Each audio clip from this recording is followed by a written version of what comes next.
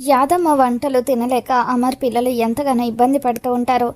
బాగి ఆరు పాప ఇద్దరూ కూడా ఆశ్రమంలో ఒక చోట కూర్చొని ఉండగా అంజుతో పాటు మిగతా ముగ్గురు పిల్లలు కలిసి ఆరు పాపకు ఫోన్ చేస్తారు. బుజ్జమ్మ అని అంజు మాట్లాడుతూ ఉంటే స్పీకర్లో పిల్లల వాయిస్ విని బాగి చాలా హ్యాపీగా ఫీల్ అవుతూ ఉంటుంది. చెప్పక్క ఏం చేస్తున్నారు అని ఆరు పాప అడుగుతూ ఉంటుంది.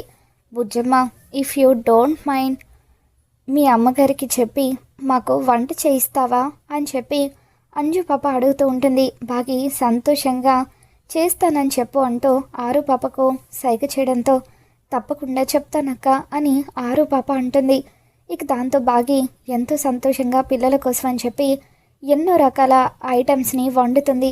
వాటన్నిటిని కూడా క్యారేజ్లో పెట్టి రాజుగారి చేతికిచ్చి అమర్ ఇంటికి పంపిస్తుంది. అమర్తో పాటు పిల్లలంతా కూడా డైనింగ్ టేబుల్ దగ్గర కూర్చొని ఉంటారు. బాగి చేసిన వంటల్ని యాదమ్మ అందరికీ కూడా వడ్డిస్తూ ఉంటుంది. బాగి చేతి వంట తినగానే అబ్బబ్బో అసలు వంట అమృతంలాగా ఉంది, అచ్చం మిస్సమ్మ చేసినట్టుగానే ఉంది అని చెప్పి అంజు అంటూ ఉంటుంది. ఇక దాంతో అమర్ కూడా బాగిని తలుచుకుంటూ ఆ ఫుడ్ని టేస్ట్ చేస్తూ ఉంటాడు. అమర్ బాగి చేతి వంట తినగానే ఆ వంటను గుర్తుపట్టేస్తాడు. గతంలో బాగి తన చేత్తో వండి అమర్కి తనే స్వయంగా తినిపించిన విషయాన్ని గుర్తు చేసుకొని అమర్ చాలా ఎమోషనల్ అవుతూ ఉంటాడు. మనోహరి మాత్రం ఎంతకన్నా టెన్షన్ పడిపోతూ ఉంటుంది. మరి రాబోతున్న ఎపిసోడ్లో ఏం జరగబోతుందో మళ్ళీ మన ఛానల్ తెలుసుకుందాం. ఈ వీడియో మీకు నచ్చితే తప్పకుండా లైక్ చేయండి.